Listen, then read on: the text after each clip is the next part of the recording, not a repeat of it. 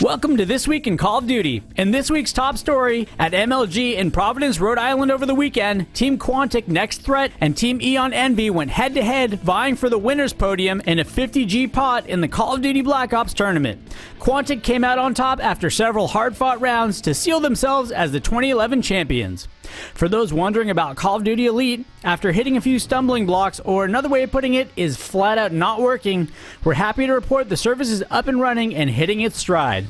At least that's what we wrote in our script. Then we got this message a bunch of times. Your request cannot be completed at this moment. Please try later. Disconnect your phones, Beachhead Studios.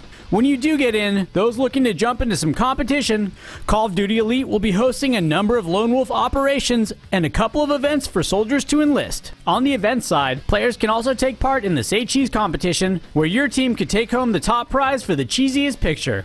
Choose a picture from your vault and see if your team strikes the best pose. You have until 11:59 p.m. Pacific Standard Time on November 25th to enter.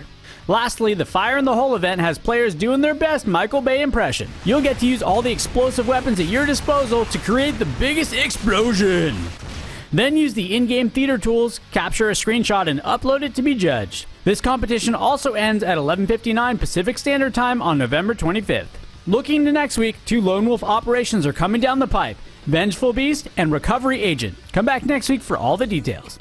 In related Call of Duty news, former Activision and Call of Duty veterans have started a new studio called Euphoria Games. GamesBeat is reporting that the company founders Dusty Welsh and Chris Archer believe that a new segment of players is emerging called the Hardcore Social Gamer.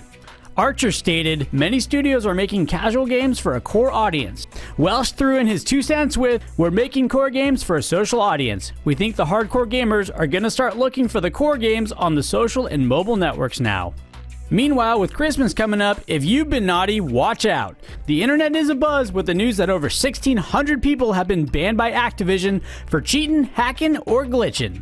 The bans vary in length by degree of douchiness, which can range all the way up to permadouche, as laid out by Infinity Ward's creative strategist Robert Bowling on his Twitter feed. That's all for This Week in Call of Duty. Tune in next week when we bring you all the updates from the Call of Duty universe. In the meantime, check out some clips from Elite TV.